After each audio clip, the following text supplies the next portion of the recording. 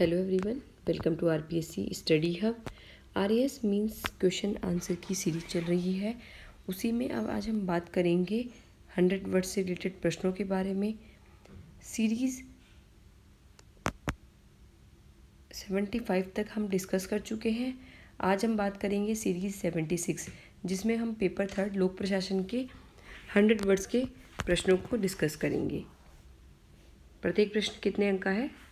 10 अंक का है। ओके, तो आइए स्टार्ट करते हैं। पहला प्रश्न, राज्य प्रशासन में मुख्यमंत्री की वास्तविक स्थिति का विश्लेषण कीजिए। राज्य प्रशासन में क्या करना है आपको? मुख्यमंत्री की वास्तविक स्थिति का विश्लेषण करना है। ठीक है, प्रश्न की प्रकृति समझिएगा। इस तरह से देखें तो हम मुख्यमंत्री राज्य का वास्तविक शासक होता है एवं सत्ता का केंद्र होता है, जिसके चारों ओर समस्त राजनीतिक और प्रशासनिक गतिविधियां घूमती रहती है।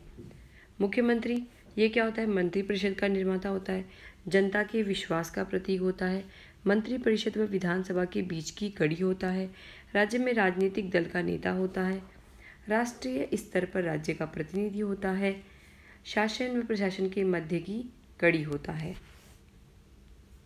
तो इस तरह से आप डायग्राम बना के उत्तर लिख सकते हैं।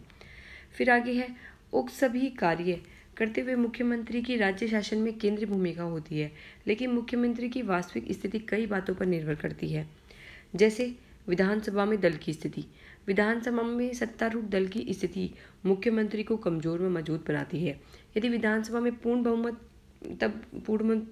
की स्थिति होती है, तब मुख्यमंत्री की स्थिति मजबूत होती है, सुदृढ़ होती है। और यदि गठबंधन की सरकार होती है तो मुख्यमंत्री को समन्वय व संतुलन के लिए अतिरिक्त प्रयास करने पड़ते हैं। दूसरा है, केंद्र के साथ संबंध। केंद्र व राज्य में एक ही छत की सरकार हो तो मुख्यमंत्री की स्थिति बहुत सुदृढ़, केंद्र से ज़्यादा सहायता, अनुदान व ऋण प्राप्त कर सकता है। अलग दल की सरकार हो तो मुख्यमंत्री को केंद्र के साथ बेहतर संबंधों हेतु अतिरिक्त प्रयास करने पड़ते हैं। अर्थात यह है कि केंद्र व राज्य में एक ही दल की सरकार होती है तो मुख्यमंत्री क्या होता है? इजी वे में काम कर पाता है, सुदृढ़ होती है, केंद्र से ज़्यादा सहायता प्राप्त होती है, अनुदान प्राप्त होता है, ऋण प्राप्त होता है और बहुत सारी योजनाएं जो हैं उनमें जो है राज्य को लाभ मिलता है।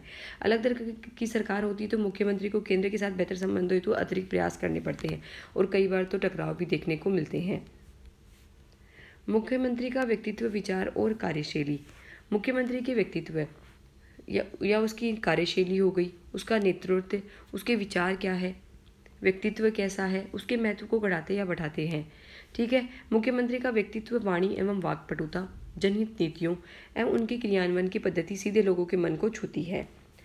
निष्कर्षतः कहा जा सकता है कि जन समस्याओं के लिए संवेदनशील, स्वच्छ छवि, वचन व कर्म में साम्य, कल्याणकारी कार्यक्रमों का मन से क्रियान्वयन किसी भी मुख्यमंत्री की सफलता का क्या होता है?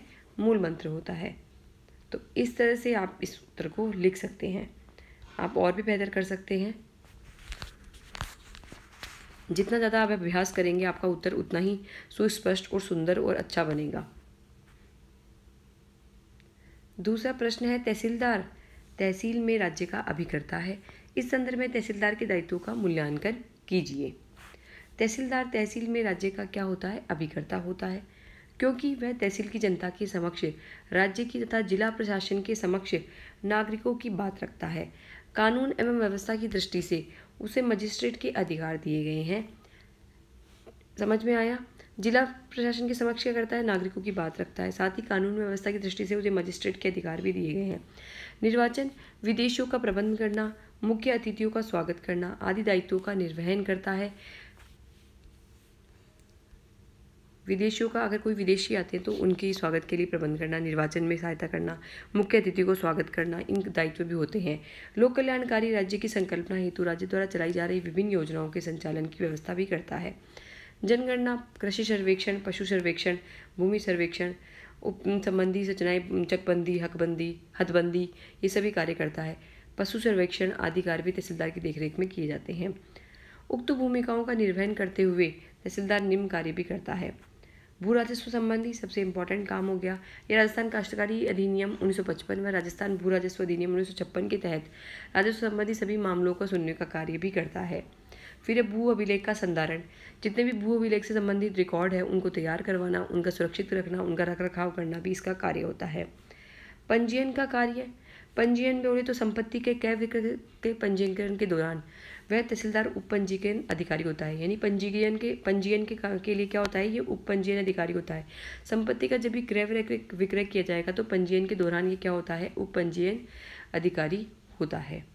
राशनिंग की व्यवस्था, उपभोक्ता वस्तुओं जैसे कि चीनी, सीमेंट, मिट्टी का तेल आदि की राशनिंग की जिम्मेदारी भी तहसीलदार के पास होती है। राहत कार्य, कोई भी अकाल हो गया, अनावृष्टि, सूखा, बाढ़, कोई भी परिस्थिति आ गई है अकाल, ठीक है, तो उसमें क्या करता है, ये सहायता पहुंचाने का दायित्व तहसीलदार का होता है। राहत कार्य, आपदा राहत में भी ये हेल्पफुल होता है। इसमें आप ना एक डायग्राम भी ऐड कर सकते हैं, ये जो कार्यों को संबंधित है ना, शॉर्ट में लिख के, और फिर वहीं पर जो है थोड़ा थोड़ा आप लिख सकते हैं। यहाँ पर है कि आप अपने उत्तर को और कितना समृद्ध बनाएं। तीसरा प्रश्न है, राजस्थान लोक सेवा गारंटी अधिनियम 2011 की मुख्य विशेषताओं की विवेचना कीजिए। ठीक है,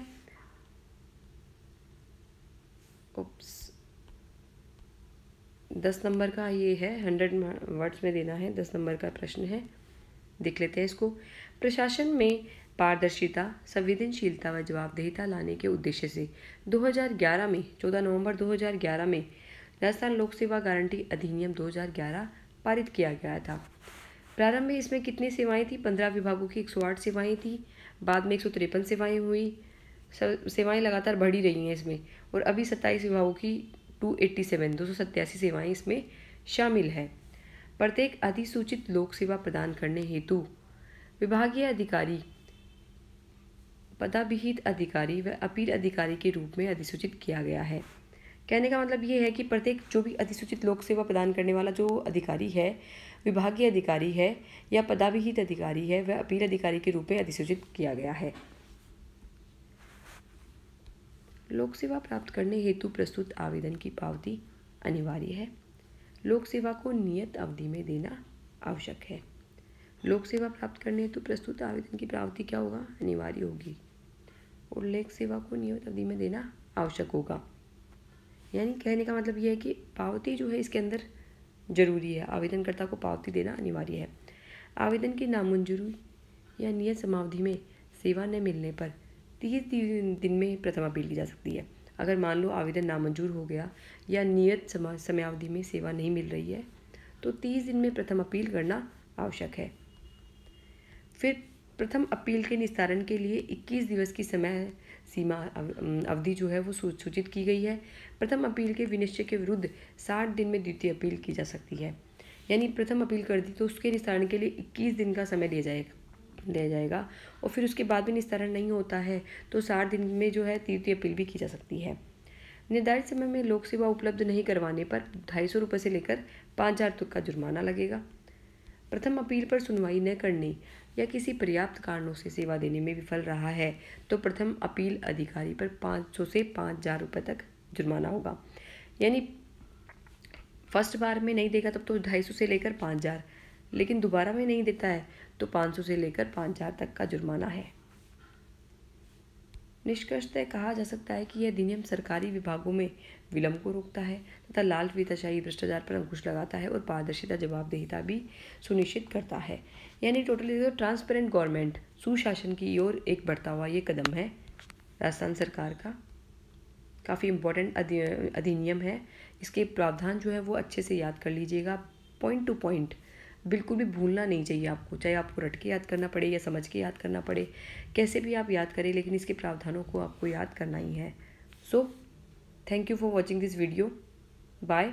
नेक्स्ट सीरीज़ में हम और भी अच्छे प्रश्नों को डिस्कस करेंगे, उनके उत्तर भी हम अच्छे से डिस्कस करेंगे, तो चैनल पे बने रहिए। अगर आपने चैनल को सब्सक्राइब नहीं किया है तो सब्सक्राइब भी कर दीजिए, लाइक कमेंट शेयर ज़्यादा से ज़्यादा करते रहिए। ओके।